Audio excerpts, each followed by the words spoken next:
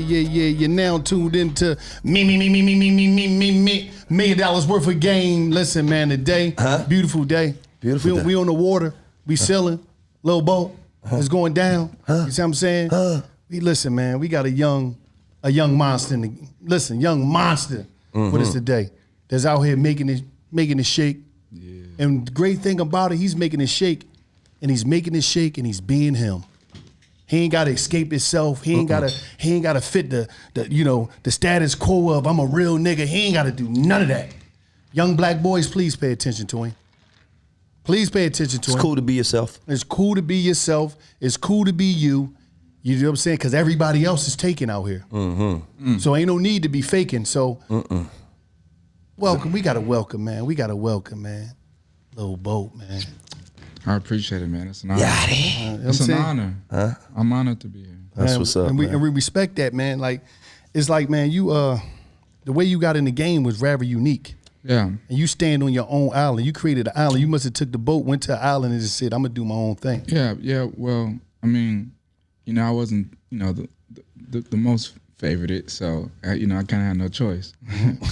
But I like. At first, I kind of hated it, but I love it now. I love that I stand alone, and it's just me because I have no competition. Seriously, You don't. Like I'm so much more than just an artist. You know what I'm saying? Like I don't know if in my, but yeah, I don't even at this point like I don't even like try and compete, and I respect everybody, so it's like it's good. Absolutely. I love what everybody doing. How you felt when your brother came home, Kodak? Man, I loved it. Seeing you blessed him. We need more people out than in. I see you blessed him. You ain't stressing. No, I had to show him. Yeah, you blessed him. You threw that goddamn bag to him. I said, Sock it in his pocket like a rocket. It's just good to, you know what I'm saying? Because you never know somebody's situation. You just want to make sure when someone come home, you make sure that they're doing good. Or that they got something. You know what I'm saying? Like, just absolutely. In case. And for me, seeing you do that was like, you know what I'm saying? Major. That was some major shit. You know what I'm saying? Because the status quo is that, as blacks, we don't stick together. You feel what I'm saying? Like, and a lot of times we don't. But for him to come home and and get that love, and for Bobby Smyrna to come home and get the love that they're receiving, that's just a beautiful thing. Well, they're solid. When you're solid, it's just like it's bound to happen. Absolutely, they definitely solid. Now, in a game that's unsolid. Exactly. In a game that's very unsolid. Man, and it's fabricated. Those are two solid niggas. What do you find fabricated about the game? Everything. I look at it, it's like high school. It's just a bunch of personalities. But and it's not a bad thing. It's entertainment. Like that's all it is. This is not to see who can, be the hardest. This is pure entertainment. Right. It's music, it's art, like it's creativity. You know what I'm saying? So I would never get mad at someone for their way of making money. Because at the end of the day, that's all we want to do. That's all you want to do. You want to be able to feed your family. You want to be able to take care. Sometimes it gets a little bit deeper when it goes into like morals and code and ethics, and then it starts crossing over to the streets and all this other stuff. And then I get that. But at the end of the day, when it comes to like this persona, like rappers, it's entertainment. You know what I'm saying? And that's all it is. And people get lost from that. Like people stray away from that, and then they start to take it back into, the hood and wherever you came from. But man, when this shit is music, you know what I'm saying? Like it's like when you watch wrestling and they come down that aisle and they taunt and they do what they do and they got the uniform on and they get the chair and they slam somebody and you win the title or you lose. It's just wrestling. Like it's entertainment. Or it's like when Denzel goes and do a movie, he's a cold-hearted killer. But he's really not a cold-hearted killer in real life. But he sell it. Absolutely. But people don't. But after that, people don't treat Denzel like that. You know what I'm saying? People don't go to Denzel and be like, "Oh man, you motherfucking." Only person I know that people actually do that for is like Tariq from Power. Like, I heard a lot of stories like in person they be actually mad at him. Yeah, they really be mad at him. That shit is real. I never watched Power yet. Me either. I never watched that shit. Me either. Not because it's bad either. I just don't really watch TV. I never had time. Yeah, I'm not big on TV. I'm YouTube. And you know what's crazy though? A lot of times for that same shit you're saying, a lot of times, a lot of rappers don't get it until they in a bind. Well, I mean, I can't speak for everybody, but I guess what I assume is some people come from certain backgrounds where it's not entertainment.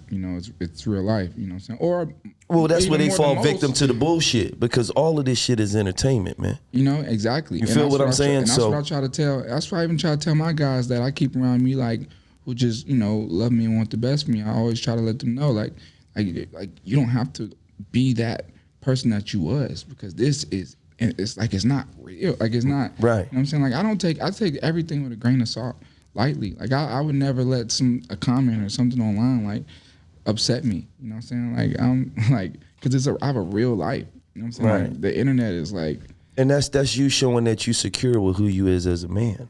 As a human. Because comments, I see comments tear and fuck people over every day who ain't supposed to give a fuck about. Well, like, and my whole thing is that, bro, that could be a fucking 16-year-old boy in fucking Bogota, or a 7-year-old, right, or a fucking 50-year-old, right, who live with his mom, right, absolutely. You know what I'm saying? Like, so why the fuck would you let a comment from a person that you have no fucking connection to?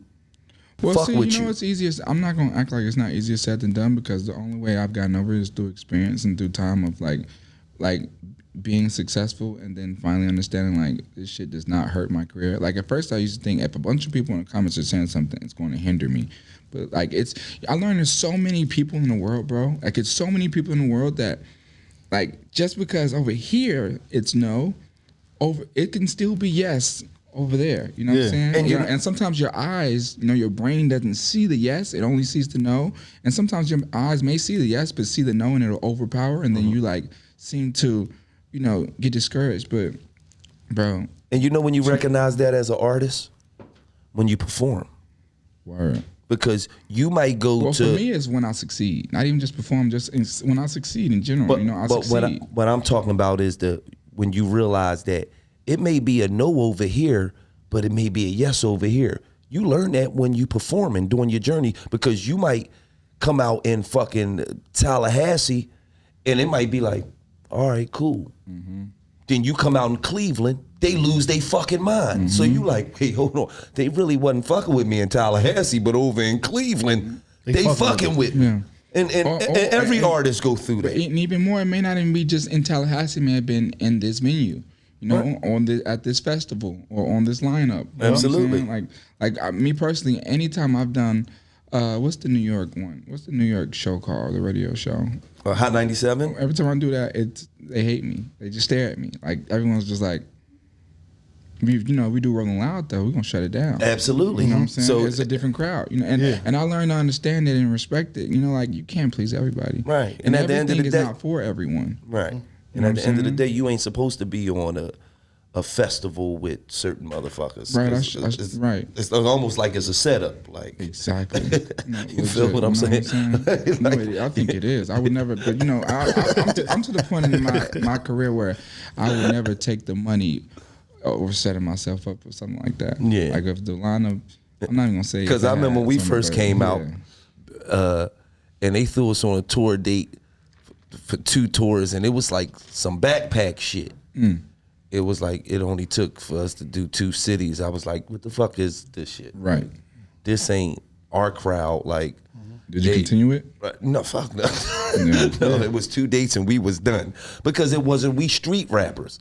So to come out and to be on a tour with a Talib Kweli, or that's just a whole total different genre, like ambiance. Right, let's just be for real. The niggas that's in this crowd ain't trying to hear what the fuck we talking about. Mm-hmm. We need to be on tour with somebody else. So you know what I find a little fucked up though? Like when I was growing up, we 40 and shit.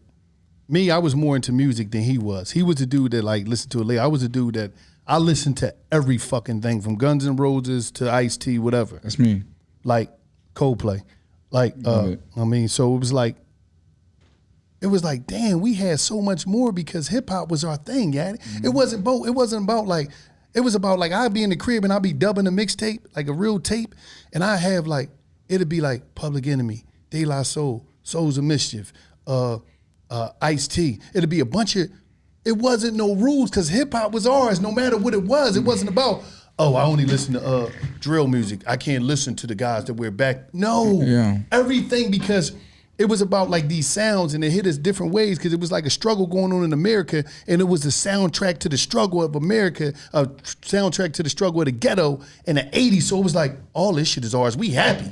We got this. But now it's like, it's this division and separation of hip hop and it's like, yo, what the fuck? Like all that shit is ours. Yeah. Like, why is we not going to break something that's ours where everybody can, to where as though it forced people even on a creative tip, because I see people and I'm like, dog, like you're not even no street nigga. I understand it's entertainment, but it's like, you'll be more successful if you told them the story of your journey in your life, bro. Right. And you just rap that. Like you ain't, you know what I mean? So it's like. People go, it goes back to when he said, not sticking together, one. Yeah. And two, it goes back to the easiest route in rap is to go street. Like to talk street, to act street, it's just easier. It's harder to rap about things that are like just going on in life because people really don't, not doing anything at all, and it's overpopulated with street music, so you can listen to enough to know how to baking soda, Arm & Hammer. Like you get the ingredients from just listening to shit and you know how to do it. Like a lot of niggas don't do anything in life to know what to rap about anything else, Absolutely. Most people, when you start out rapping, you start rapping about things that you don't have yet.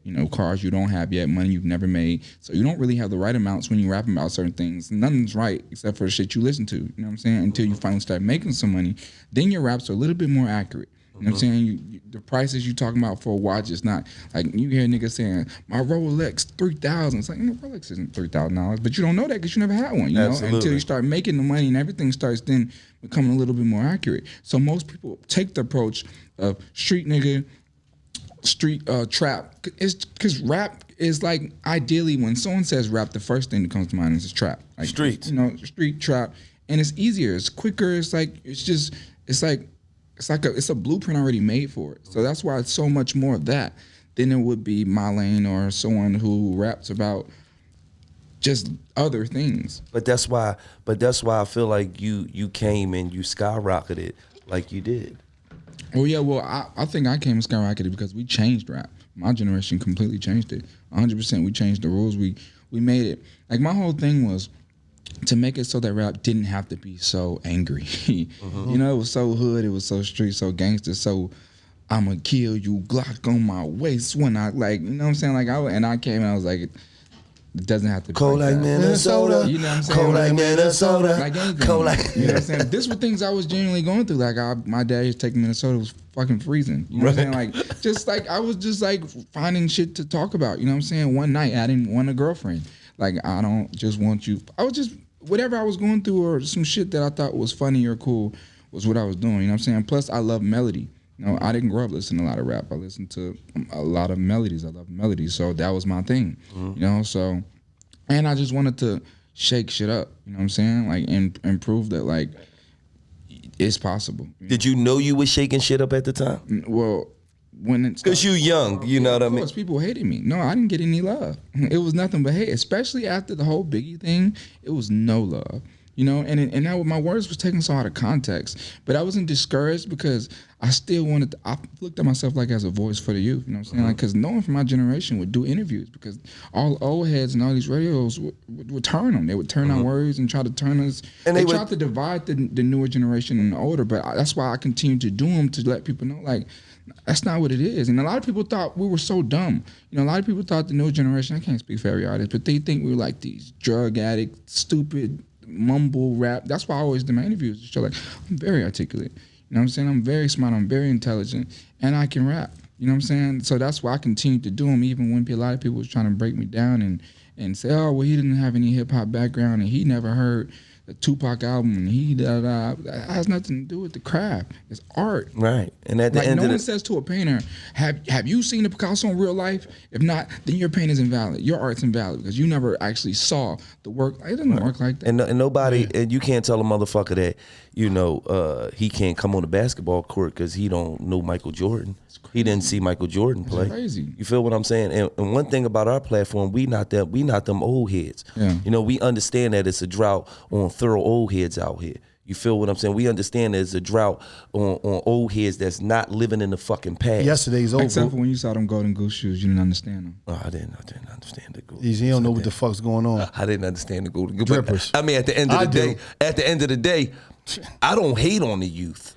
We embrace the youth. Because we understand that we not trying to compete with you, we trying to eat with you. Right. It's a total difference. You feel what I'm saying? It should be family at the end of the day. And for us, it's like y'all niggas is like our nephews. Like we the old heads, y'all like our nephews. We just trying to elevate in any way we can help what a motherfucker got going on. That's all we trying to do. You feel what I'm saying? We don't bring the young guys on here, attack them, try to see where their knowledge is at in certain places. Because we comfortable with who we are. Absolutely.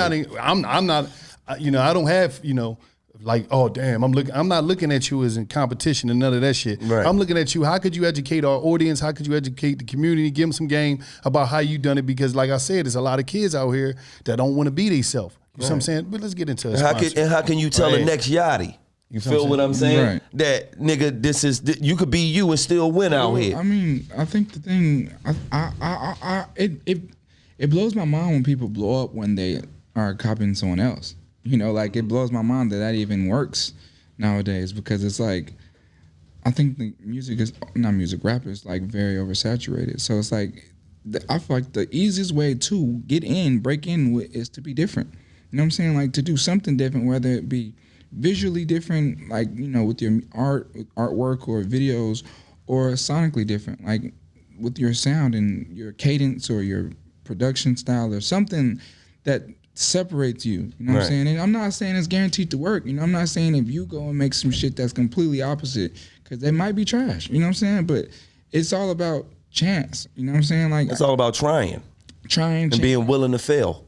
Being willing to fail, being at the right place at the right time, exhausting your That's a big thing. Being at the right place at the right time. Exhausting your contacts. It's important to know people, get to know people, socialize, get out. You know what I'm saying? But it's also important to utilize the internet. The internet is the world right now, technically. Absolutely. And it's only going to become more of the world. The internet this is the internet. No one's watching us. This is the internet. Everything is the internet. You know what I'm saying? Everything. So it's important to learn how to utilize the internet. A lot of old people or older artists who still trying to become rappers don't know how to work the internet. Therefore, they mad at the youth. It's a lot of niggas still standing outside the mall with CDs at this moment, trying to give you their CD. Niggas is tripping. Nothing against it, but none of my cars have CD players. No. There's something against it. You niggas is tripping. You niggas is living in, what camera is me? You niggas is living in a time that don't fucking exist no Dinosaur. more. I come out the mall, you hand me a CD. Fuck you think it's going? In the trash. The fuck is wrong with you? Like, I don't even know if I don't even think my car has a CD player. No, it doesn't. So like, who the fuck is running around here with CDs and DVD players? Like, what the fuck are you doing? Like, that shit's going in the truck. I'm just keeping it real. So if you out here and you're pressing up CDs, you either you better give them to the right motherfucker with an old car, or that shit's going in the trash, man. I feel you. Like, motherfuckers is still living in a time that don't exist. And let me just say this: it's a certain way to hustle, and I respect all niggas that put their hustle down, but you got to put your hustle down right. You feel what I'm saying? So if you a young nigga in this game, and a nigga come out to Lenox Mall and you give a nigga a CD, man, you're selling pussy in a gay bar, man. You're hustling backwards, man. It's over for you. What are you doing, man? You not even up on what you supposed to be doing as the youth. Like, he the youth. He know, damn, niggas don't even CDs. So if you a young nigga and you run around with CDs, that just say a lot for your character, my man. computer don't even have a CD player. Right. Nope. You know what I'm saying? My MacBook. It's so crazy, like, because if you're young and you want to do music, like if you were young and your brain is well developed enough to understand how to rap, you know what I'm saying? You have the advantage. The younger you are, the more the younger you are and skilled you are at rapping, the advantage you have. You know what I'm saying? The older you are, the more you get looked at as an old nigga. You know what I'm saying? Absolutely. Like rap used to be adults. You know what I'm saying? Like grown niggas with lives, and it just got younger, slowly, younger. And I remember I came in at 18. Now niggas coming at 16 and 15, and they blowing up, and it's gonna keep getting younger. So you have this advantage, but you have to manipulate it the proper way. You know what I'm saying? Absolutely. Like, it's so important, and it takes the thing is, when you're young, you have time. Like when I lived with my mom, I had time and I had bills. I didn't have, even when I was in college. When I went to college, I hated college, but I had time because I was in a place where I had a place to sleep and I had off time to think about how the fuck to make it, how to get people's attention, how to get people's like to look at me and like notice what you got going on. Exactly, because it's one thing when you put something. Say I put something in your face, right? Look, this is my cup. You know what I'm saying? I'm trying to sell it to you. It's gonna be one thing to try and get your attention, but if you saw that cup on your own and it caught your attention, you're gonna be more likely to be intrigued to that cup because you on your own liking, opposed to a nigga that just popped up in front of you that you don't know. It's gonna be harder for you to want to like that cup, opposed to, and same thing with, this is another thing I tell people, like when you know somebody, they're more likely to want to help you opposed to not knowing you. You know what I'm saying? So that's why my plan was, before I became famous, was I wanted to move to New York, and I knew there was a bunch of social influencers in the city, young niggas who just had big followings. So that's why my thing was, I didn't want to go out there and show, yo, I'm a rapper. I just went out there, took the picture, get tagged, yo, tag me. He was like, yo, tag me. And run around New York. Let's be friends. Yo, look, you can tag me in that, follow me back. And I did it for 3 months straight. That way, by the end of the summer, these are my boys. Right. They down to support. They can't wait. You know what I'm saying? Opposed to me just coming to them like, y'all do music, how much can I pay you to repost this? They doing it, they already like on the strength, like, what you doing? Man, send me that. Let me, you know what I'm saying? Because there's love there. Absolutely. You know and you built a relationship. Exactly. That's why it's ain't nothing wrong with paying for promotion, you know what I'm saying? But it's always better to get that connect. You know what I'm saying? Because they're going to go harder. They're going to go harder. Absolutely. Let me do a sponsor. This episode of $1 million worth of game is brought to you by New Amsterdam Vodka.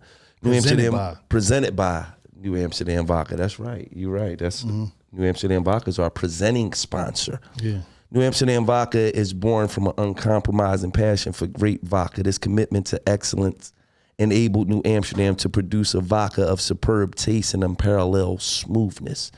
New Amsterdam Vodka is 80 proof vodka from the finest quality grains of America's heartland. It's distilled 5 times. It's filtered 3 times for a clean, crisp finish. You could drink it with anything. You could drink it straight up. You could drink it on the rocks. You could drink it with juice, soda, or you could make the classic New Amsterdam mule. You feel what I'm saying? So when you out and about, at a liquor store or your local convenience store, if it sells liquor, make sure you pick up some New Amsterdam Vodka, the official vodka for Barstool Sports and the presenting sponsor for $1 million worth of game. And shout out to the New Amsterdam Queen, Tootie. You know, she be having the girls over at the house. They be making cocktails and all that. So I want to give a big shout out to the New Amsterdam Queen. And let's get back to Boot. So what was you saying? That was smooth. Yeah, man. Was like Smooth. You didn't stop. Smooth like that New Amsterdam. Now what we gonna do is, this is what we gonna do, but we got people be calling into our hotline. Okay. So we gonna use you. We gonna help. You gotta help us get these dudes some game in some type of way, man. Sure. Like, now let me go. Let me see what we got. We got all these fucking all these goddamn. It's 40,000 in there, man. It's 40,000. I'm just trying to see, like, I'm just gonna pick a city. You gonna play something? Let me see. Let me try this shit. My man, it's Tyler White. I'm from Warner Robins, Georgia. Respectfully, I would like for you and Gilly to call my baby mom for me, man. She from North Philly. She from North Hick Street. Right now, she living on 23rd and Allegheny. We have an 8-year-old son together. We were defense contractors together, making 150 bands a year. She invested in me to open up a night spot down here in GA. My fucking brother-in-law burned that bitch down. My nigga, she took my baby from me, and she completely has broken contact with me. 267-581-5113 is her phone number. She knows that I got a good spot down here in Warner Robins. She frustrated with me. You feel me? She want to raise the baby in North Philly, something we agreed that she wouldn't have to do. I got a good spot down here. I'm a great father, man. I want y'all to call her and talk to her for me, man. Maybe y'all can communicate with her with a Philadelphia context that I can't get to, bro. I can't get through to her. You see the shit we gotta go through. That's crazy. So listen, shout out to y'all boys, man. When I went to Philly, man, I begged my brother to take me to Erie Ave. He wouldn't take me over there though. 100. I'm gonna call his baby mom. I'm gonna call his baby mom, see if she answers. That's depressing. She might don't answer. She don't know this number. She probably don't answer. I'm gonna try to get him his baby mom. Hold on. She not answering. She not answering. Yo, he said that shit's depressing. That's crazy. Niggas out here be going through it, man. Well, let me call him. I'm not disconnected. Let me call him and see what the fuck did he get his baby. I want to know because it's like, damn, he going through it. I was trying to help him. I was going to call her and see if we could line that shit up, but he not even answering his phone. So That's crazy. damn, dude. We tried to help you, Bo brother. feel fucked up about that bullshit. We tried to. He said that's fucking. It's unfortunate, man. You got people really going through shit in life. Yeah. Let me see. And, All right, here go another and dude. you out here living life for real. That's why I'm so thankful and blessed. Yeah, here go another dude. You know, my name is Carlo. My Instagram is Chit_Solid, CHIT_SOLID. I've been trying to contact y'all, and I've been DMing you, Wallow, and Gilly, pertaining to my book. I can't. No, that ain't. He got a book. That sounded like promo. Yeah, he wanted promo. Let me ask you a question. So you just dropped it. Let's go one more. All right. Hello, Gilly. What's up, OGs? Let me run this past y'all right quick, man. All right. So, Pete, I've been talking to this girl on and off for about 3 years. Right now, mind, she had a boyfriend even when I was talking to her, and she got at least 10 bodies. So, am I wrong if I you know what I'm saying, make that my excuse for her to fall back from her, or do y'all think I should just dip out without saying shit? Because I got feelings for her and shit, but I don't want to. You know what I'm saying? Her feelings are break off in the night day, you know what I'm saying? Because it was kind of serious at one point. So, y'all let me know what y'all think. Hopefully, I'll get back to you. What you think, yeah? What you think, Bo? I think he's very immature. I think he has a lot of growing up to do. He's very childish. You know what I'm saying? I feel like if you love a woman or you like a woman, but your brain is not allowing you to because of her history, sex count, you're a child. You're a child. I feel like that's some little boy shit. That's how I feel. You know what I'm saying? I'm a fucking child. He can't handle it. He's a child. 10 bodies? No. 10 bodies ain't. But what I'm saying ain't is, nothing. if a bitch had 70 bodies, Would you take 7? Would you take? No. What's your limit? You got a limit, Bo. I don't. Don't be childish. Say you take 70 bodies. I don't know. Don't be taking. I don't know.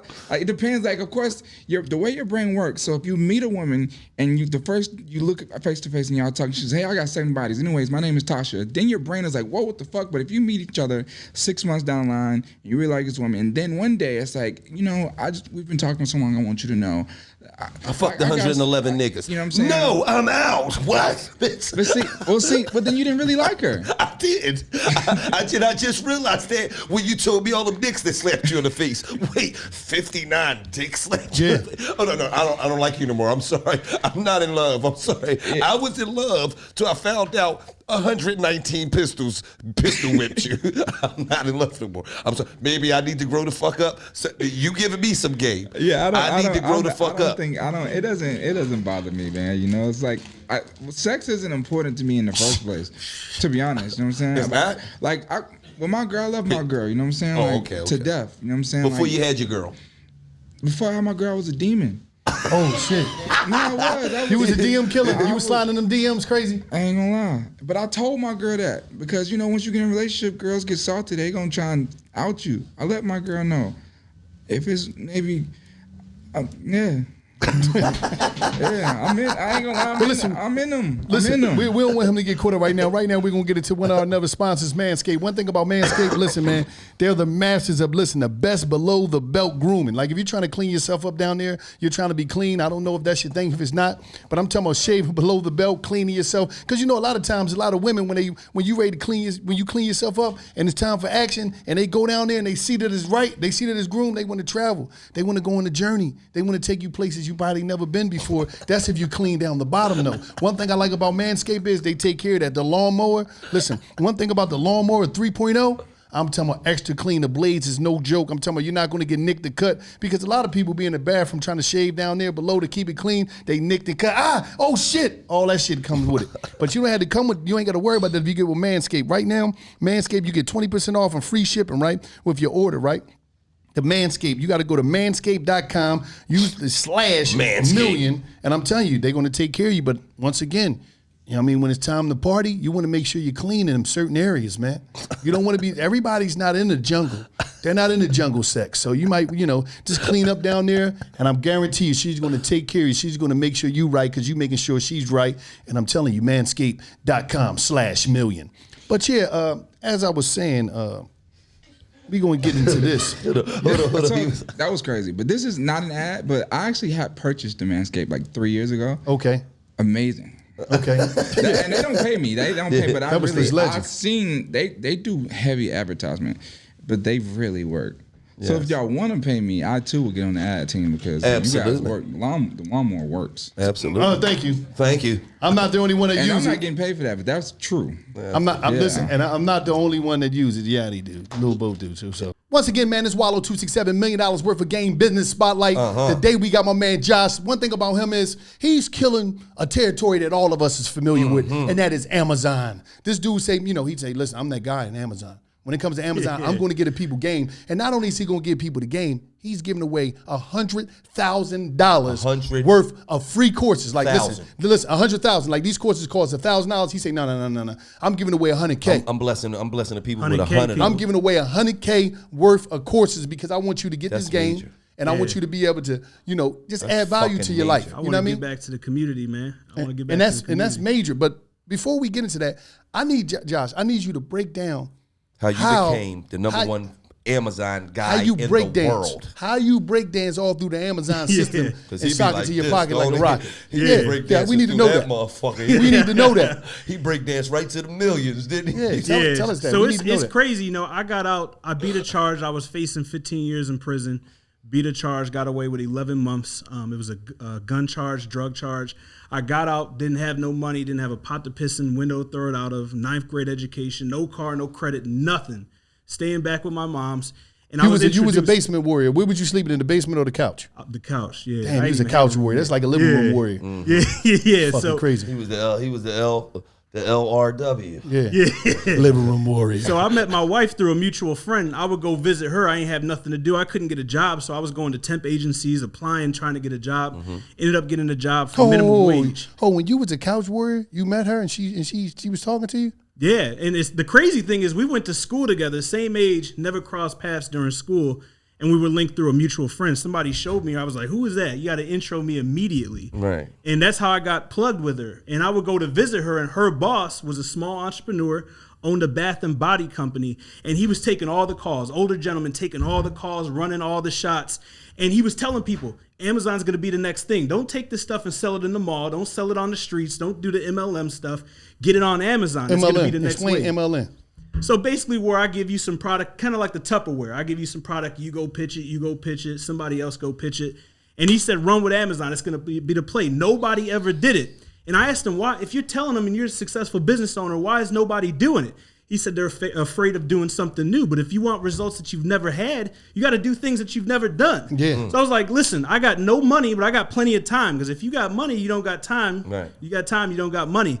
He was like, I'll give you 50 grand worth of product. You figure this stuff out. What was the product? So they was bath bombs, soaps, lotions, basically stuff that was sitting there he couldn't move. Right. I took it within a couple of weeks, figured this thing out. I mean, through trial and error, losing some money here and there.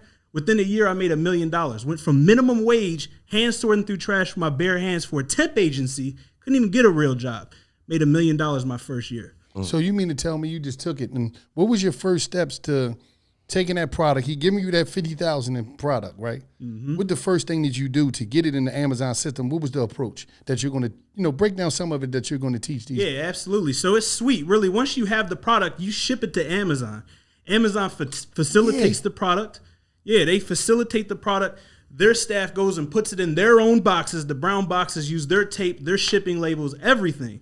the customers are already going to Amazon. Right. Like you go to Google when you want to find some shit out. You go to Amazon when you're ready to buy. Like I need shit. this. I'm looking for this. Right. So you get the product to Amazon. They put it up. Customers are already there. All you got to do is create a listing. You don't got to create a website. Create a listing. So slap the picture on there, description, some bullet points. You ready to rock and roll. So if I go on Amazon and I look up something, you created that description right there? Yeah, yep. So you created a description, but how do you market? Was you paying for marketing? What was you doing? Yeah, so when you get on there, it works one or two different ways. So you have organic, like you go to Google and you type in baseball bat, they're gonna pop up. So depending on how many people are selling it, how keyword rich your listing is, basically how many keywords you got, how good your listing is, you show up. So I was grateful because what I was selling really wasn't big at the time. So it ranked organically, meaning I didn't have to spend a bunch of money. Right. Then I went in and started using PPC, which is pay per click. So the beautiful thing about Amazon is you got to go run Facebook ads and Google ads and all these other ads, which are complicated. You go right on the platform and say, hey, this is my product, bath bombs. I want to show up for bath bombs. Like you could literally start a listing. You could create a campaign in about 60 seconds. So it's simple because I wasn't smart, man. I got a 9th grade education. I didn't know nothing about marketing. I'm from the streets, didn't know nothing. And I was able to figure this out through trial and error. And it took off, man. Now you 12, 13, 14, 15, 16, 17, 18, 19, 20 million strong. Yeah, it's crazy. 8 figures in 3 years with this business. So Damn, so anybody can do this shit. I'm ready to sell anybody. bath bombs. Hey, I wasn't special. There was nothing special about me. I was given an opportunity. I took action on it, and I figured it out. I figured it out. He gave me the product. I went on there. I figured it out through trial and error. Lost a little bit of money, and I made it happen. Can I ask you a question? Yeah, go ahead. You got some old fucking products sitting around you need. Yeah, that we can get off. Yeah. That I we got can you. run through the funnel. Now, it was something that you said that was a key ingredient to this, but I think you spoke about it and you went over it. You was a living room warrior at the time. Mm-hmm. You met your wife, and She changed for his some life. reason she brought some value, man. Because y'all Yeah. still, y'all married now. Yep. Then you was just looking at it like, oh, she's a hot chick. I want to talk to her. Now y'all married. How important was that? Was that a major part? Because Oh yeah, that's how the play got put together. Because without meeting her, I wouldn't have met the plug, which was my mentor. Would have broke this down. I didn't know what entrepreneurship was. Right. My entrepreneurship was I got work at X, I sold it for X, and kept the difference. That's what I knew. So it's the same thing but different scenario. I met her, I met him. He broke the play down, gave me an opportunity, and I ran with it. And the thing with opportunity is like you got to take action on that opportunity during the lifetime of the opportunity. Opportunity is a lot of times better than money because the money can run out. The opportunity can have you getting money for a long time. Facts. You feel what I'm saying? He took advantage of the opportunity, and that's what a lot of people don't do. They have the opportunity there, but everybody's thinking about the fast money. I need the money now. They're not thinking about tomorrow. They're not thinking about their kids 10, 15, 20 years from now. They're thinking about right now. He wasn't thinking about right now. He was thinking about the opportunity and what could be if I take advantage of the opportunity. So I didn't want that to go over y'all heads. And that was major, but it's like the Amazon thing, like it's so strong because everybody is using it. I was at the post office during the pandemic. I'm going back and forth, and the guy tell me the post office. He said we're getting more mail running through the post office in the history of life than ever. But most of the shit was everybody went Amazon crazy during the pandemic. Everybody was just in the house. Let me order something. I want this every day. I'm Crazy. talking about Business was booming during the pandemic. Yeah. During the holidays when killed other them. businesses slow, crushing it. Q4 is the best time of the year. Pandemic happened. What happened? You couldn't go to the store. You couldn't get toilet paper. Couldn't get water. Couldn't get essential items. So basically, you killed them. Your bank account was just crushed them. Like I hate to say that, during the pandemic, like people losing their job. That's a lie. I hate to say I made a bag. a bunch of millions. Yeah. You want the hate to pandemic. say that. Yeah. But now in your course, because what I just find and it's so great because there's so many guys out there they felons. They feel as though they can't make it. Yep. They living on the couch. Yep. Or they living in the basement of their mom or their grandma crib. Or the middle room. All the middle room. could be a middle I was a room middle room warrior, warrior. too. When I Yeah, came yeah. home, I was a middle room Yes, you warrior. That's was. cool. Salute. You know what I mean? The warriors. We got a warrior, the warrior fraternity. But now it's like this. Golden State. Yeah, all that shit. Now it's like you out there, you sitting there, you got a felony. ninth grade education. A lot of people don't even get that far whatsoever. And you right now, if you're in your house, this dude is going to give you, if you're one of the people that's chosen out of 100 people, $1,000 course. What's in that course? What's in that course? It's the AMZ formula. So inside the AMZ formula is everything I know. It's 15 plus hours worth of content. It's coaching, it's resources. It's going to show you step by step how to start the business, how to find the product, how to validate the product, how to do the product development, how to find the supplier, how to launch the product. Literally anything and everything. What we do is we're building brands and launching real physical products, real assets, just like Beats by Dre, just like Apple. So now everyday people like me and you who aren't Fortune 500 companies, who don't have tens of thousands of dollars to invest, can start a real company, a real tangible asset that we can build, grow, and then sell. So you mean to tell me I could go on, like for instance, you remember the one place, you know how these businesses be having these closings and they just like everything got to go. Yeah. So I could just go to one of the places, get a couple skids of shit, figure it out, send them skids, get a truck, send it to, because the facilities you talking about, Amazon got them everywhere. Every city they got them facilities that you'll send it to. I'll send it to the facility, they'd take it and it'll be over after that. Yeah, we find the product, find the supplier, ship it to Amazon. They do everything else. You can run this from the computer anywhere in the world during your spare time. And what's so beautiful about it is you can have 1,000 different products, huh? Absolutely, thousands. So fun fact is there's 190 million products in Amazon's list inventory right now.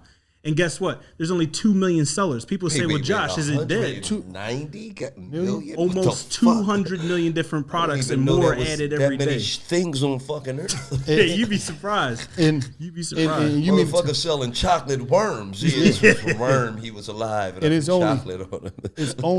It's only 2 million people selling? Yeah, so look at the number. Almost 200 million different products, only 2 million sellers. Over 150 million Prime members, only 2 million sellers worldwide. So you know what that mean?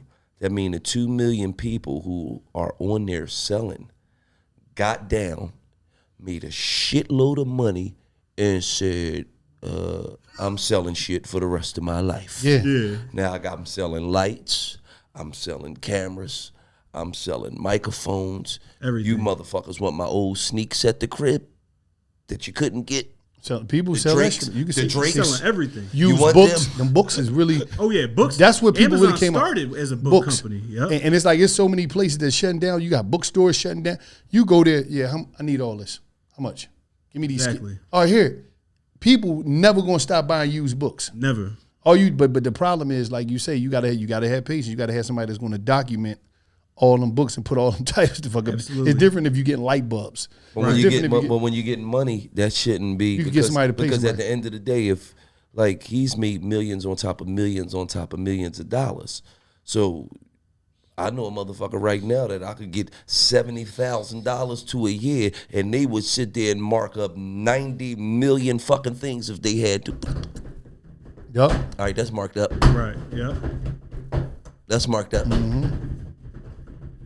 You a good typer. Absolutely. Yeah. Pay you. When ain't no laptop here. Yeah. I can't do that either. I'm one hand. One hand Dan. Shit look good though. Yeah, I'm one hand Dan. The point type. Y'all be like this. Yeah. I can't do that. I be seeing people. I be like, damn, this magical. Like they playing the what's name. Now, how do they get this? Get course. what? Get the How do they get a chance to get the course? Yeah, so what I've done is the course, you can go to the amzformula.com and the course is $1,000 regularly. I got something special for y'all, so I'm knocking 100 off the top. But we want to choose 100 people and give it away for free. So I want to put 100,000 into the community. That's beautiful. Yeah, and you don't even go to my website because you guys are going to get taxed, right? You go to MWG FBA, that's for $1 million worth of game, FBA.com, MWGFBA.com. I'm going to give you my book for free. I'm going to give you the templates and the resources for free. We're going to pick 100 people and give you my real course, not some fluff, not some BS that I put together, 13 plus hour worth of course everything. It's my full course. I sell for $1,000 every single day, and I'm going to give it to you guys for free. And if you're not one of them and you want to take action and join the program, I'm going to knock 100 off, right? Don't even buy it from me. Buy it from the community and save some money. Let me ask you a question. Is it why is it you don't use ads? You know everybody be up on the ads. So if you really use ads, you'll really destroy them. But you had to be throwing a lot of money out there. Yeah, you destroy it. So here's the thing: we do run ads, but starting out, you don't gotta do the Facebook ads, the Google's ads. Like if you go and do Shopify or drop shipping or traditional e-commerce, You can have the best website in the world, the best product in the world. If you don't have an audience, you won't sell shit. Right. So on Amazon, people come in there. There's already an audience. They're coming there. So literally all I got to do is say, hey, I'm going to pay you to show my product when they type it in. Yeah. That's it. Then when people buy it, I'll start to show up naturally. Absolutely. And that's like the organic ranking. If somebody's selling it's kind something, of like if you're selling the most, when you go in and you punch that's what pops up the fastest, right? Absolutely. And that's why it's so powerful. It's called algorithm. Algorithm, absolutely. Like, I didn't want to go techie with him, but bro, you don't have to be a marketer. You don't have to be a genius. I knew nothing about this stuff. Right. You literally take pictures of the products, post it on there, write a title. What is this? Headset. What's the name of the headset? What does it do? Write a description about it. Boom, you're live. if it's $5, how much Amazon get? So here's the thing. Amazon takes about 20% of what you take. So they but get listen, $1. to store the product, to ship the product, to handle returns, customer service, everything. That's Cool. You got that's not 80, much. 20. Yeah, so when it's said and done, if I get this headset for $5 from the manufacturer and I'm selling it for $25, right? Amazon is getting another $5. I'm left with $15. I sell 1,000 units of this a month. I'm making $15,000. Right. Profit. Right. One product. That's why we say you're only one product away with the AMZ formula. One product changed my life. Took me from a felon earning minimum wage to a millionaire in 1 year. What was the number one thing you sold the most of? Bath bombs. Listen, man, this dude. Thank God for the bath bomb. Hey, stupidest That's shit women. in the world. Women Thank God for the woman. That's not that stupid. I didn't know what they introduced were. him That's to not bath stupid. bomb. Yeah, The women yeah. love that shit. Yeah. You can't say stupid. You got rich off of it. Yeah, my fault. You talking about stupid. You better have. You better be. Hey, I love bath But bombs. you better be the bath bomb king. I'm Yeah. the BBK. Bobby Bath Bomb. I'm BBK, the Josh, bath the bomb Bath Bomb king. Now, before we get out of here, y'all, listen, man, $1 million worth of game, man. We giving you the free game. We giving you these. I'm talking about, listen, this dude giving away 1,000 courses, right? 100 courses. $100,000 worth of courses. Now, tell them where they got to go at again. Tell them how they can find you on social media and let them know everything. Right. Absolutely, my man. So what you got to do is go to mwgfba.com. I'm going to give you a bunch of free resources. We're going to pick 100 people to give my full course away. Sell these every single day for $1,000. That's $100,000 I'm planning into y'all. Listen, if you're like, you know what, I heard what I heard. I shop on Amazon. I get the boxes every single day. I want to join. I'm going to knock $100 off my program. All you got to do, again, is go to mwgfba.com. You're going to get all the resources for free. Maybe win the course for free, not even have to spend no money. But if you want to join the program, you could join us $100 off, so it's $897.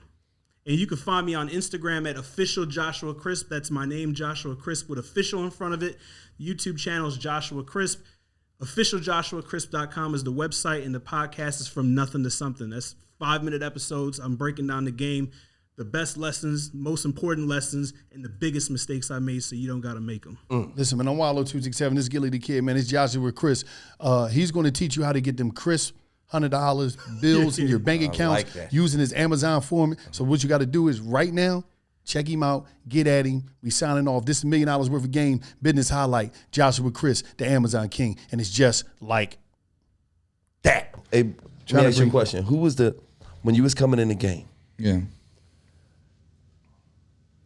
You coming in, you getting big. Who was the person that walked up on you and like really fucked you up? Like Beyonce and Jay-Z. fucked you up, didn't it? Yeah, What did they say to you? They just said, "Hey, Yachty." But they knew my name. That's all he had to say. They Yeah. knew my name, and I was like, "You." And you was just like, Nigga was stuck like Chuck. Queen B. Did you call her Beyonce Made or in Queen America, B? Made in America. Philly? Philly, he was in Philly. That's what I'm talking about. Yep. We was Okay. watching Coldplay. okay. We was watching Coldplay in the VIP section. Yep, it was crazy. And who came up, Jay or Beyonce? Well, Coach K, my manager, knows Jay, so he introduced. They were standing, and then he introduced me. He was like, "Yo, Yachty, what's up?" Then he tapped Beyonce. And she was like, "Hey, Yachty." I was like, and then one time Rihanna at Coachella also spoke to me in the crowd. Was you in a relationship then? No. You ain't tell her get that ass over here? She had like 10 bodyguards. Like all I saw was like her ear. Oh, you ain't really get that make eye contact. She was surrounded. Like the whole proximity was like locked down. Okay. How long you been in a relationship? Since November. Oh, so this is kind of fresh. Just fresh. Yeah. I've been chasing her for 4 years. Wait, is somebody out here that had you chasing them for 4 years? Yeah, since 2017. And you just got it? He's smiling November. Nigga, ain't that ass from the back like a too. snack. He's smiling too. He's smiling too. Nigga, ain't that ass from the back. Hey, listen. Did you have to slide on her DM? Yeah, in 2017. You slid on her DM 2017. Nigga didn't get that in 2021. And what she was brushing. Listen, that nigga said, I finally got you. I'ma fuck the leather off you. She was brushing you off? Yeah, she gave me a hard time for a minute. Nigga, if you been trying to get a motherfucker for 4 years, of course they was she was brushing him like fucking waves. Like this. She was do-rag. She was Tying him brushing down. him. Yeah, That's got her crazy. now. It was worth it though. Hey, let me ask you a question though. You ever talk your shit now? All the time. Yeah, you made a real nigga wait like that. Fuck is wrong with you? Yeah, I sit my balls on her forehead. Oh, damn. This boy ain't playing out here. I'm saying I sit my balls on my baby forehead. He not playing. Like you don't sit your balls on your baby forehead? Yeah, sometimes. Oh, all right. You act like he said some shit that we didn't. I just never said it. I never thought to just say, yeah, I put my balls like But I it's different though. It isn't connect. You chased her for 4 years? Right. No, I ran. remind her every few days. Right. How she did. You played with me. Oh, so there's a little resentment there. You're fucking right.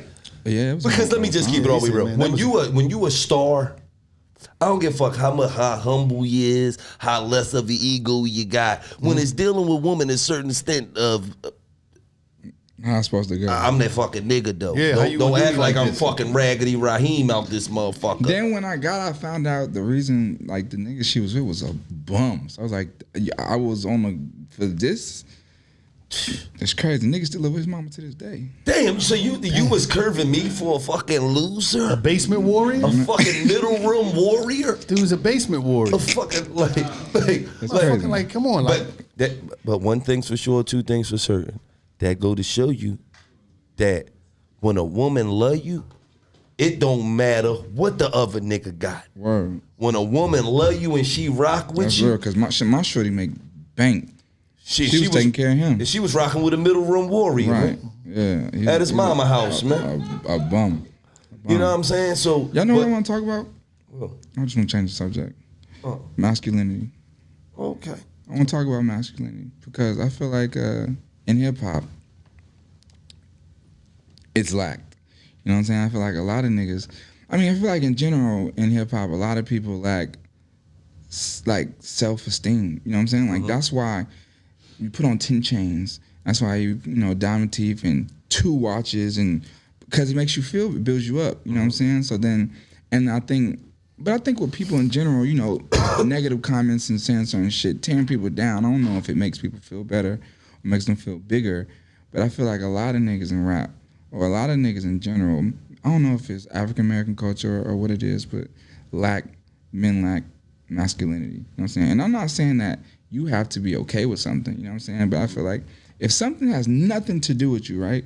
Like say it's a situation that has 0 to do with you, you don't make no money talking about it. Like you go out of your way to be negative or try to break something down. I think that's so corny. To me, that's corny as shit. I think it's corny, you know what I'm saying? Like, and I ain't never, I don't give a fuck, you know what I'm saying? Like, cause at the end of the day, bro, I really make, I make good money, you know what I'm saying? So if a nigga got a You trying to be opinion humble for right me, now and talking about I make good. I make good I'm just money. saying, like, I You never make a shitload of money. I never understood why people gave a Nigga fuck sit here what talking someone about else is doing. because last winter I threw 5s in the fireplace to keep the house warm. All winter. You know, I just never got why people care so much about what other niggas do. You know what I'm because saying? they ain't doing shit. They ain't But that's doing shit. right. But it's niggas that are doing shit. It's niggas that do good themselves, but they care about the way either another niggas. Like my nails, you know what I'm saying? Niggas, it blow niggas' minds that I paint my nails. I love painting my nails. I got a nail paint line that's about to drop, and I will make millions off it. You know what I'm saying? It's niggas that raise their families certain ways. They, got gays in their family. People hate it. I don't understand it. Like it has nothing to do with you. No, Right. but it goes back. I'm saying masculinity, you know And that's what I'm how we saying? feel. We don't care. We don't. We accept people from all walks of life. The LGB. We No, don't that's give a fuck what- from the it's- LGB, A, B, C, D. I don't know how long it'll EFG. take until rap. Like, is there any gay rappers? Oh, it's Lil Nas X, but like, not saying he's not a real rapper, but what kind of rapper? Like not like, cause he did country music, kind of like a rap. Or I don't know if that's offensive. Not to be offensive, but like I don't think there isn't. You know what I'm saying? Well, it probably is, but niggas probably just ain't. There's one from New Orleans, Big Frida or something. Yeah, you had all the singles yet. I'm just saying. I know all music, bro. I'm just on it. No, I'm saying. I remember I got in the car. You was banging Big Frida. I didn't know who he was. I think that's the name. I'm just saying. All I'm saying is I feel like a lot of niggas not comfortable with themselves. I'm comfortable with me. You know what I'm saying? And that's play Big Frida. We know, nigga. Damn. Niggas, I just feel like niggas. Yachty people's over there cracking the fuck. Yeah, that's my folks. Niggas be too worried about what other niggas doing. I feel like that's why a lot of niggas don't succeed in life. Right. You know what I'm saying? A lot of niggas don't succeed, A, because they scared to step out of a box, and B, their brain doesn't allow them to see things differently. Like a lot of people, I'm gonna use him for instance. My guy here is from Brooklyn, New York. Mm-hmm. He can't see nothing but the way it is in Brooklyn. Yeah, you know what I'm saying? But that's every New York nigga. He that's not every New York nigga. He could have been from Queens. Every New York nigga ain't like that. No, every New York Brooklyn nigga ones, is, especially him. Nigga, what? You can't tell a nigga nothing, son. Nothing. Facts, if it son. don't happen on his block, it's not real. Word to his mother's mother. You like, why you just ain't say your grandmother, dog? Like, and his lingo is crazy. Like he don't say sausage. He won't say sausage. Wow. Pause. Exactly. Pause. He won't say. It's so much facts. But the thing, facts, the point I said that was to say, like, you know, some people are like built. If you were raised in an environment where all you know, or all you see, is one lane, you know, it's unfortunately a lot tougher to accept different things. And open your mind up. Accept different people. Accept different images, different beliefs, like religious or any type of belief. It's a lot more difficult if you were raised in a tougher environment. Absolutely. You know and a lot of times too, when you're raised in a more of a kind of mixed environment or hostile, or what are you about to say? Like mixed environment, it's like you be a little bit more well-rounded. Yeah, well, exactly, of course. You feel what I'm saying? Yeah, absolutely. Opposed to being raised in a more hostile environment where it's more judged or more, you know, it's more like, you know, it's one way, you know, like it's this way. If you do it that way, you weird or you. Mm-hmm. If you don't do it like everybody else do it, use a nut. That's our word in Philly. Word, you know what I'm saying? Like, and then when you come out of that, or to make it out of that lifestyle or mind frame, you have to. It's so hard for some people to break past all they know. Mm-hmm. You know what I'm saying? Which holds a lot of people back mentally. You know, absolutely. Like you can go far in life, but you can hinder your growth and your success because mentally. You wasn't ready. You wasn't ready for your blessings. You know what I'm saying? When your blessings was coming to that door, that you wasn't there to receive them. And you just don't understand the blessings, or you won't accept things. Absolutely. And I'm gonna keep it all the way real. That environment that you talking about, I came from that environment. You feel what I'm saying? Whereas though, every time something happened bad in the hood, it was the white man's fault. Word. Oh, the white man locked Ronnie up. No, nigga, Ronnie got caught fucking robbing the fucking convenience store. Fuck is you talking about? But when you in it, you fall victim to that bullshit. Then I got out the hood and I went to a 95% white college, and that shit was totally different from what I had expected. Word. You feel what I'm saying? So a lot of times, that being a product of your environment, shit is the realest shit you could be. Oh yeah. You feel what I'm saying? It took for me to go away from the hood, and you know, basketball took me places that in life that, you know, so that I was like, everything ain't what they saying back where I'm from. You feel me? Some of it's true. But all of it ain't how we portray it to be. Show you feel what I'm saying? Life. There's more to life. It's more to fucking life, man. So much more. You know? Absolutely. Before I get into this this stories from the cell, one thing about ShipStation I like, No matter what you got, what type of platform you're using, whether it's Amazon, whether it's ST, whatever you're using. I'm talking about any platform you're using. I'm talking about even your own website, your own domain. ShipStation, they're going to bring everything to one funnel. I'm talking about you can even use it on your phone. I'm talking about don't marry the carrier, whether it's United States Postal Service, FedEx, USPS, all that. I'm talking about every way you're looking for, ShipStation is going to get with them people for you. You ain't got to do nothing. Nothing. Everybody is killing them on the e-commerce game. You got a website, you're doing this, you're selling merch, whatever you're selling. I don't care what you're selling. ShipStation is going to bring everything into one simple interface for you. I'm talking about, and right now, you'll get a free, I'm talking about a free trial, 60 days free. If you go on ShipStation.com, use the code GAME. I'm talking about that's 2 free months. ShipStation.com, get with them. I'm talking about, what are you waiting for? I'm talking about access, discounted shipping rates, everything. I'm talking about everything you're trying to do. You need to go to ShipStation.com, and they're going to take care of you in every way possible. ShipStation. One thing again, Amazon, ST, your own website. Boom, boom, boom, boom, boom. Whatever you're trying to do, you're trying to get that mail out, you're trying to bring it all from your website, ShipStation.com. Use the code million. You get 60 days free trial, and it's just like that. But now it's time for Stories from the Cell. So listen, I'm gonna tell you the scariest time of my motherfucking life when I was in the penitentiary, right? I'm in the pen, right? And I just hear a little back and forth, motherfuckers hollering outside of the cell block, right? I'm in Dollaz Penitentiary in Dollaz, Pennsylvania, right? So they hollering. At this time, I'm fresh in the joint, right? I just turned 18. They put me on an adult, they put me in the general population. They transferred me from one prison to Dollaz prison. Was you STD? Scared to death. You gonna tell you? I mean, I got a reason to be scared. Like, this wasn't no regular scared. This was different scared. So I hear these dudes talking. All right, motherfucker. Yeah, you watch, motherfucker. That's all I hear outside of the cell. So I'm not. I'm young in the game. I wanted to look out the cell because I'm trying to be point of my environment. When I go to look out my cell, my OG was my cellmate Umar. He grabbed me. No, don't do that. You know what I mean? Because at the time I'm still learning my game. You don't look at nobody's cell. You don't look at nobody in the direction of anything going on. So all I heard, right, was, yeah, motherfucker, yeah, I dare you, motherfucker. I couldn't stop. I ain't even going front. I went to the cell. I went to the door to look out the door. Motherfucker hit the ball with some Stinger water. Stinger water is something you plug a socket into the wall and put it inside a bowl, and it heats the water up for you. This is how we heat water up in prison, right? That shit be piping hot. He threw that shit on the ball. He put baby oil in it. He threw that shit on the dude's face.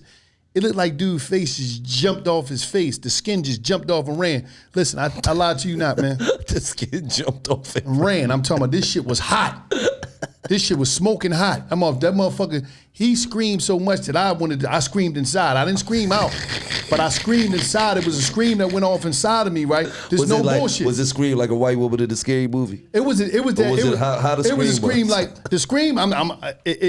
I'm telling you, I'll never forget that moment. So I'm going to try to relive the scream. And the scream was just like, ah! I was scared to death. That shit was hot. It was a different vibe. This shit wasn't no regular, this ain't no regular shit. You know, motherfuckers talk about that shit. But a motherfucker hit you with some, that 190, they call it one, that shit be so hot. That shit, I'm talking about, this shit was just like, it jumped off his face, jumped back on, and just was like rolling off the skin. I'm talking about, this dude was like, after that, he was just fucked up. Like, and I was like, I realized that this was some real shit. You know, you see jail and you understand and you look at the movies, but like the movies show you saying a lot of time that shit be capped. It don't be really be. But at the end of the day, it be like, yo, you gonna see some shit in the joint that you never gonna see in your life. He hit him with that 190. Anybody know what 190 that been to jail, that 190 hot ass water, that shit is a different type of vibe. You know what I mean? I'd rather the motherfucker stab me than get hit with that. Like, this shit was just different. But I'm saying, once again, man, Stories from the Cell, man, jail ain't a cool place to be, but I had to be there. But once again, another edition of Stories from the Cell. Yeah, he got that shit loud as shit, though. Yeah, it does. What was the point of that? The point of what? Telling that. That's a part of the show. Stories from the Cell is a part of the show. He went to jail at 17. Did 20 years. He went to jail at 17, did 20 years. He just from came 17 at QC. So QC, our studio manager, his name is Orion. He's just like that. He went to jail like 16, did like 25 years. You see what I'm saying? And he's just like you. like I watch a lot of your videos on Instagram. And that's how he talks, and that's how he is, and that's his mindset on life. And he does push-ups, and he sleeps on the floor. because like he rather like he has a bed but he sleeps on the floor because he's like No, I'm not he says sleeping on the it's floor. good for his back and No, like, he's right. It is good for your back. yeah, It is good for your back. and he's really interesting. He's a really different dude. Like he makes his kids sleep on the floor. No, I ain't doing that. I ain't doing that. Like they have beds, but they sleep on the floor for like back He said he's just like things. Yeah, I mean, he may be a little bit more psyched out than you are, but Yeah. but like he's really motivative and like he's really. It's, I don't know. He basically calling you a nut ass nigga. No.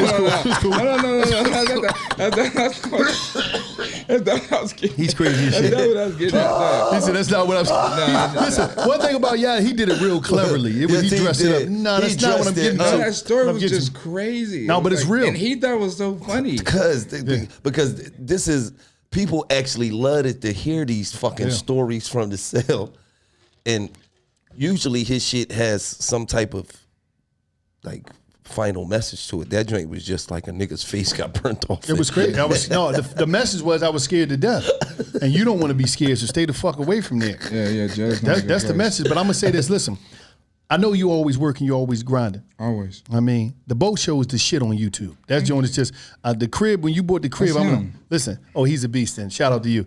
When you bought the crib, right? I was like, damn, this motherfucker out here having things. The crib, I'm like this motherfucker. It was so vast because the crib you was already in was cool. Yes. It was just so vast. But because first, before I saw the boat show and the sneakers, I mean, I seen the sneaker joint first when they was in the closet. And then you went back, and then I went back to the boat show and I seen that because it was Complex that did the sneakers. But I'm looking at this fucking crib like, yo, this motherfucker is killing it. Outside of the music, how many brand deals you got? Oh my gosh. Just name some brands. Sprite. Did Target. Did Uggs. Gosh. All major brands. Reese's Puffs. All major shit. Reebok. All major shit. Nautica. Nautica. What else I did, y'all? TikTok. I did TikTok. Man, I've done so many. Burger King. And I'm about to release frozen pizza. I got my nail paint coming. What else though? I didn't did a shit ton more. I've done so many things. Yeah. I'm so blessed and. But what is you working on right now, music wise? Well, I'm about to drop my Detroit Michigan Boy Boat project. You know what I'm saying? Oh, Shining Michigan, light. break that down. Well, I love Michigan. You know what I'm saying? I love Flint. I love Detroit. Who all you got on there? Rio the Young OG, V's, Babyface Ray, Louis Ray, YNJ, Crispy Life Kid. I said V's. You ain't got PZ on there? Well, it was done before he got out. Oh, it was done okay. before he got out. I got a song 42 Doug, but I think he's using it for his project. Baby Smooth, Sada Baby, of course, T Grizzly. Damn, you got the whole Michigan on that Oh motherfucker. yeah. not playing. You got Pac-Man on there? I have a song with Pac-Man, but I'm not using it. Yeah, I'm not using it because I'm like, I just didn't. It was, but I love him to death. His energy is high quality. Well, the song, sometimes the Yeah, song. but this is volume 1. You know what I'm saying? Because I was trying to get a song from Big Sean, but we talked, but we just couldn't get the song. So I really wanted him on there. You know what I'm saying? That was the only like older Detroit person I wanted on there. Yeah. And I'm glad you came on here and you just broke down the sponsorship because a couple episodes we was doing the baby, and I broke down the fact that a lot of these rappers, when they be so concerned and coming on into the game with the guns and a certain look, that you fuck all your sponsorship Oh no, money. yeah, I've had, I think the most. Between me and Travis Scott, neck and neck, but I think I may have had the most sponsorships because I probably left out 10. I probably left out 10 to 12 that I can't off the top of my head think about. Is that bag bigger than rap? 100%. 100%. 100%. Telling y'all. So to all you youth out there, when you're coming into the game, man, be aware and be mindful that a lot of the times the shit you do in the beginning will fuck your money up in the end. Tostinos. You Damn, feel what I'm saying? Call of Duty. Right. Call of Duty. Yeah. Damn. They gave me a chain. They made a chain for me. See what they do when you get them sponsorships? Yeah. They take care of you. They take care of you for real, man. And like he said, that sponsorship money is just as big or bigger than that fucking rap money. Way bigger. Unless you Drake, getting Drake rap money. Absolutely, because Drake rap money is Damn, he said it's way bigger. Any kind of Drake money is. It's different, huh? You got anybody? I talk to Drake all the time just because for good motivation. I talk to Drake all the time for good motivation. I talk to Tyler the Creator. I talk to A$AP Rocky. Just like motivational purposes. Is anybody out here that you ain't worked with that you want to work with? Frank Ocean and Kid Cudi. Frank Ocean and Kid Cudi. Frank Ocean. Yeah, Kid Cudi, I ain't seen Kid Cudi. Yeah. Just make it the fuck happen. Yeah. I want to talk about. Is it cool if I do that? Do you, man. Whatever you want. I want to talk about. I hate when I was coming up. Like I used to watch interviews and shit. Like before 2016, I used to think some shit was so corny. Like niggas give advice, but I gotta say, like it's so important for me to tell people, like the youngsters coming to the game, that it's not important to buy jewelry. You know, I always want to talk about it because I spent $4 million on jewelry. You know, when I got into a lawsuit with a jeweler, and it caused me and my mom to finally go, because I don't use cash for anything. So we went and pulled all our statements for every piece, any diamond we have ever bought since 2016, and it totaled up to $4 million, 4 point something. And then I realized I don't wear any of it. None of it, and half of it, more than half of it. You got that shit on now? 70% of it. Well, this just got cleaned. That's why I got this on. But I don't wear jewelry. You know what I'm saying? Like I really don't. I plain watches, my big earrings. You know what I'm saying? But that's it. You know what I'm saying? But I 50 million chains, rings, all that. I stopped wearing it because it becomes less important. That may not be everybody, because some rappers still wear all their chains, but it just, the value of it it depreciates. It's like, it's worse than a car. It's way worse than a car. You know what I'm saying? Unless you buying solid stones, you know, like with GIA certified, which you're not. You know what I'm saying? Because people think, you know, like, and there are some jewelers that are ripping you out, but for the most part, quality, you pay for quality, and people don't pay for quality. They like to pay cheaper to try and get the same thing, but it's not the same thing because the quality is way worse, which then depreciates insanely. So point I'm making is, I understand it, because when I was young, I wanted to buy jewelry. So I get it. I'm not telling you don't, but don't make it a necessity, like you need to. You know what I'm saying? Like you don't. It was a necessity for me. I was spending $100,000 a week in a jewelry store. I needed a new piece every week. I was bored. I want a new watch. For 2 years. I was crazy. Every nigga around me had some kind of jewelry on.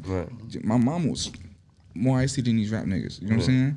But I learned so much from it. You know, like I didn't have anyone. I didn't come from money, so I didn't have no one back then to tell me, no, you don't do that. Yo, invest in stock or I wish I had someone tell me about cryptocurrency back then. I knew about it because I used to scam, so I knew about it, but I didn't know about it in a way of investment. I knew about it in a way of using Bitcoin to hit the black market. But if I knew about it in investment terms of using it to flip it, you would have put that $4 million on Bitcoin. Man, I would have put many more millions than 4. You know what I'm saying? On Bitcoin, Ethereum, we ain't gonna get into that. But I would have did investments, some bonds, or bought actual gold, gold bars, silver bars, you know what I'm saying? Shit that with value, you know, like real assets, some paintings or something. Also, don't lease.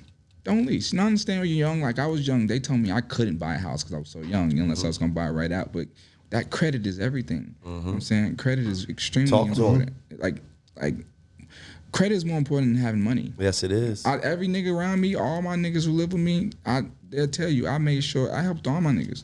Like credit, banking, bank accounts, all that shit is important. You know what I'm saying? Because no one really teaches it to us. Nobody. No one taught me. Had I had learned it, I'm still good, but I've been a lot better. You know what I'm saying? Like, but no one. I had no one to teach me financial literacy. And then you literacy. And then you get a big bag of money. At 18. And it's like, okay, let's go buy jewelry. And let's go get some chains and a penthouse and mama get the Rover and you know what I'm saying? But had I had financial literacy is so important. I think labels, when they sign new artists, they should put their artists in financial literacy classes.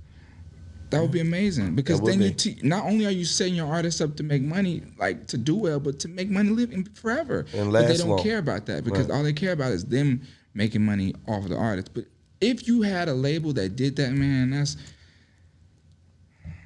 saving an artist's life, because rap does not last forever. It don't. Unless you're Drake, because he is Still the number one artist. But other than You that, be on that shit. other than Drake, rap does not last forever. Right. Everyone does not stay the hottest rapper forever. Right. And that's not disrespect. It's just life because times change, and so do ears and generations and things change. You know what I'm saying? Absolutely. Unless you Drake. But other than that. That's my guy, man. I give props to Drake. Unless you fucking he's Drake. The truth. He's the realest. Been doing it 15 years. Absolutely. But so you have to have things set in line for a rainy day, which we don't do. Like I know Corona opened a lot of eyes for a lot of artists. You know what I'm saying? I know it opened a lot of eyes. You know, a lot of people got creative, and then a lot got really quiet. A lot of them realized that they ain't have as much money as they thought they had. They fucked a lot of money up. A lot of people realize that they have a lot to maintain. You know what I'm saying? Like me personally, this ain't got shit to do with nothing. I shouldn't even say this, but I pay every monthly. I got $52,000 in bills monthly. You know what I'm saying? And I have to work. Right. You know, like even if I had, let's say I got $13 million in the bank, right? If my overhead is $52,000 every month because of my houses and my staff and cars and insurance and all these things I take care of and all these people, that 13 will run down. Fast. Because that's just the bills. I still like to live. I'm right. still a rapper. I still want to go to nice dinners. Eat well. Fly my girl out. See my girl. We still want to do all these things. You have to be making money while you're sleeping. You know what I'm saying? Like never just have one source of income. Never. Even if it's 6 figures, like nigga could be making $200 a show, 6 shows a week, but that still should not be the only bag. No. You know what I'm saying? And I think it's so dumb if you just let the money sit in the bank account. That's dumb. Because it's just sitting. It's just there. It's yours, of course, but it's not going or it's not going up unless you make it go up. But it's so many things you can do to make that money double, triple. Increase. While you sleep, while you snoring, Absolutely. while you working for the other job. You know what I'm saying? Yes, I do. But no one tells no one this. Like stocks is becoming so popular now in the generation, cryptocurrency. I think that's dope, but it should have been popular. Right. Kids should have been interested in Robinhood and all this other shit. But one thing's for sure, two things for certain, where you said your generation changed the music industry. Your generation changed a lot of shit. That's true.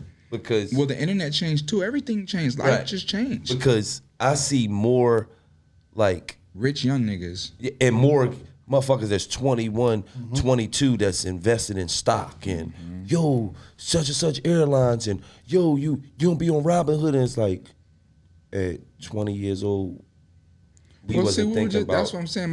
We was thinking about running up in some shit, robbing some shit. That's why I said the younger this you are, nigga's you're more doing stock. fortunate. That's what I'm saying. You're more fortunate the younger you are, especially in today's time, because we have the advantage of the internet, which is the world. You didn't have the internet. No, we ain't had that shit. You know what I'm saying? Like how it's on my phone and you can get knowledge but you have to, of course, you have to want to get the knowledge. Absolutely. It ain't gonna just pop up on your phone. You have to go do research and homework. But if you care, it's there. You know what I'm saying? Opposed to where it could be niggas who cared back in y'all day, but you had to do a little bit more. You had to do a lot more. You had to certain libraries. In order to get on back in our time, you had to bump into somebody. Word. Then you had to express your talent right there, and they had to like you.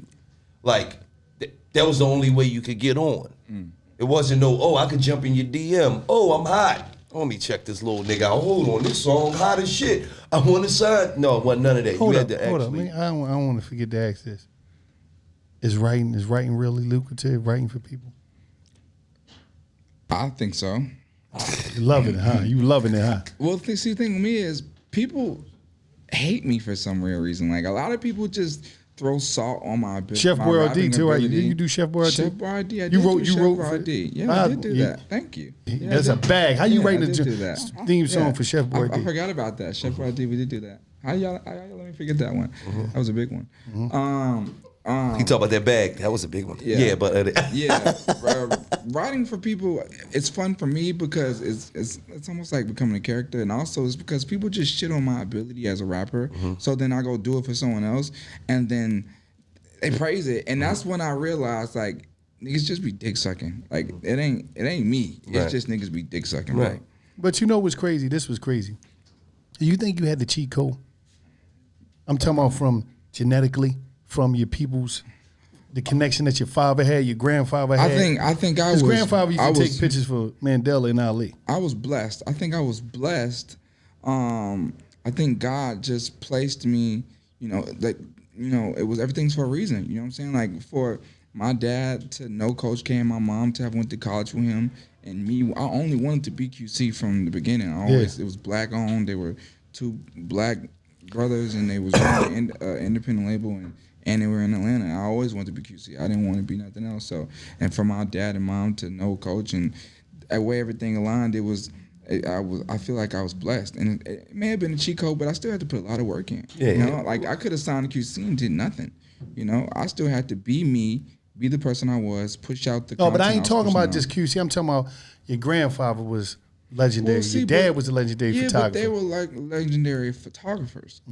I rap, you know, and I produce and I create, and I don't, you know, I love taking pictures too, but that's not what I'm known for. I'm just talking about the creativity. That's all. Well, I think I definitely, you know, and whether people believe it or not, you take in what you see as what you growing up, you know. Yeah, so absolutely. I watched my father take pictures of rappers, and I watched him blast all genres of music, and I watched him dress different and grow his mustache and curl it out. And my dad was different. My dad was really different. He was his own person. You know what I'm saying? So it definitely rained on me. And Right, 'cause you're your own person. But then I also watched my mom be a serious businesswoman on her own, handle her own, sharp as a needle, made it happen, worked. She did what I never seen my mother ask nobody for nothing. I've never seen her cry. I never seen my mom never. My mom and dad divorced when I was 8. My mother never brought a man home. She never told me she kept her personal life personal, and I appreciate that because growing up, it made me see nothing. It made my standards for a woman be too high. That's why I chased one woman for 4 years, because she was so, to me, her standard, she was like top of the line, and that's because I watched my mom growing up. I never saw another man. I saw my mom and my father when I was really young, and then to this day, I've never seen my mother kiss another man. Never. I never seen her hold another man's hand, because she didn't want her children to see that, you know, to like, because that wasn't our father. She didn't want to bring a bunch of different men in our life. You know what I'm saying? And it helped me, you know, have standards for myself, as in what I wanted in a woman, as in what I wanted in a mother for my future children, the type of woman I want to know. I'm not gonna just put a baby on Instagram out because she look good, because shit, she may grow up and she may be retarded as fuck and raise my children and be dumb as fuck.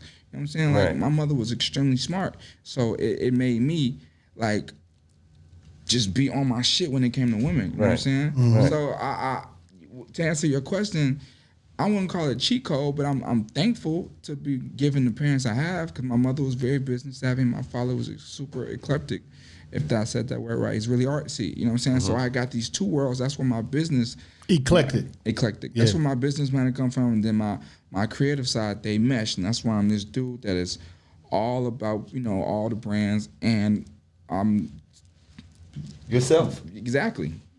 You know, so I wouldn't say cheat code, but I would say that I was just given a cool set of parents. All right, Because well, that's listen, where it comes down from. That's what's up, man, that you even look up to your parents like that. that's man. major. You know what I for mean? sure, man. Man, if it wasn't for them, I wouldn't be here. You know what I'm saying? At all. That's what's up. So, man, you got anything else you wanna elaborate on, man? Man, we talked about I think those are things that were pretty much important to me, because I just feel like A, no one's talking about them, and B, if you don't talk about something, then someone will never know. Right. You know, like you're just ignorant to something because, you know, you were never exposed to anything else. So that's why I like to talk about those certain things. I feel like out of all of Yachty interviews that I've seen, this is the most. You've grown into a man. Oh yeah, I haven't done an interview in a long time. You know I'm what about I'm to saying? be 24 years old. Yeah. So I've been through a lot, and I got a lot going on in life. And you know what? Corona really changed my life. You know, not in a bad way, in a really, really, really, really good way. Because when the world slowed down and I wasn't traveling and I wasn't all, you know, every day, every other day in a different city, I was sitting at home. I had time to think. You know, I had time to actually understand, evaluate shit. All the accomplishments that I've done, everything that I've done for my family, for my life, for my friends. I had never took time to sit and think about it. I moved so much. So when the corona happened, I sat and I had time to, I thought about everything. You know, that's when I bought my house. You know, I had lived with all my friends for 4 years. That's when I finally moved alone. You know, just everything in my. I finally started. I got time to think. You know, and I think it matured me a lot because I had never had time to think about my wrongs or my rights. It made me want to be closer with my family, my grandparents. I never had a real relationship with them, or my little sister because we're 6 years apart. And I love her to death, but it's just like she's a senior in high school. I'm fucking 23, so it's like, where's the connection? But it made me. My grandmother died also during Corona, so it made me want to be. It made me want to know my sister. It made me want to know my grandparents on my dad's side that's still alive. Like, you know, I went to my grandparents' house a few days ago and I sat down for like 4 hours, and that was the first time I ever talked to them. You know, like actually, like of course you go over there every holidays, but it was the first time me and my grandfather had a real conversation ever in life, and he was just so shocked to see what type of person I was, because he didn't even really know me. Like, he just knew you as his grandson, and that was it. But like, it was the first time, I guess, as an adult. Even, you know, recently during Corona, I had sat down and went to dinner with my father, and I guess that was the first time I had sat with him as a man. And you know, it's just me and him. We looking each other in the eyes and we talking about these things, and he's telling me shit I had no clue. You know, like, because I've been a child all my life, and the way my life was is I was a child. I graduated at 17. And then I became famous, you know? So I skipped from being a kid, like a real kid, 16, 17, in my mother's house all my life, to a celebrity, and I had to become an adult instantly. Because then all the responsibilities became mine. Everybody looked at me. I had a job. Everything just became real, you know what I'm saying? So my life skipped a gap, you know what I'm saying? So so many things that I never got to do, you know what I'm saying? And so it was like... And that's the harsh reality of being famous at a young age, because you never really get to be a full kid. No, you feel what I'm saying? No, like I didn't. It's a lot that I didn't experience. Like, I didn't experience college. I went to college for 2 months and dropped out because I hated it. But I feel like college is. I'm not saying I don't feel like you have to go, but it really teaches you a lot of skills about the real world. You know, because you spend your whole life with your parents. So when you go to college, unless you're staying at home, you learn so much about money management, about time management. That was the first time I was away from home when I went to college. Exactly. And like, I shouldn't have fucked that $40 up yesterday. Exactly. What the fuck am I going to eat them tonight? Exactly. God damn, you trying to steal shit from the cafeteria. Money management, all time kind of shit. Yeah. So you learn about waking up, and you learn about maybe I shouldn't party, I should study. And so college definitely has a lot of good attributes to it. It teaches you a lot about the real world. But I think college is a scam also. It all depends on what you want to do. Absolutely. Absolutely. Yeah. I don't want to sell false dreams. I'm not telling anybody to go to college if you don't. Nah. Well, shit, man, we appreciate you coming through, man, and tapping in with us, man. I think that was $1 billion worth of game. That was definitely $1 billion worth of game, man. And I appreciate how you opened up and you really gave the youth some game, man. Yeah, I mean, it's been a minute since I did an interview, and I hate a lot of interviews because they always twist like Black friends, he's a bitch. I hate niggas like him because they take your words and they twist them. Yeah. And you know, I see nothing but solid men here, so I had no choice but to open up and be real and vulnerable for a second. So yeah, Vlad appreciate you, is man. A bitch. And he's a federal agent. Shout out to QC, man. Coach P, everybody over there doing anything to right the stable, man. But listen, man, we appreciate having you, Lil Boat. Yeah, listen, man. Keep doing you, bro. Keep winning. Keep flexing. You know what I mean? keep getting them fucking sponsors. Them checks. Yeah, I'm trying, man. It's all love, man. Let's add about 10, 15 more sponsors in Manscaped. Yeah, come on through, man. Manscaped? Yeah. Manscaped. Come on through. Hey, listen, man, we appreciate you for tuning in, man. Everybody. Lil Boat, man. Lil Boat. Wow. That was deep, man. Appreciate you. And it's just like that. Right.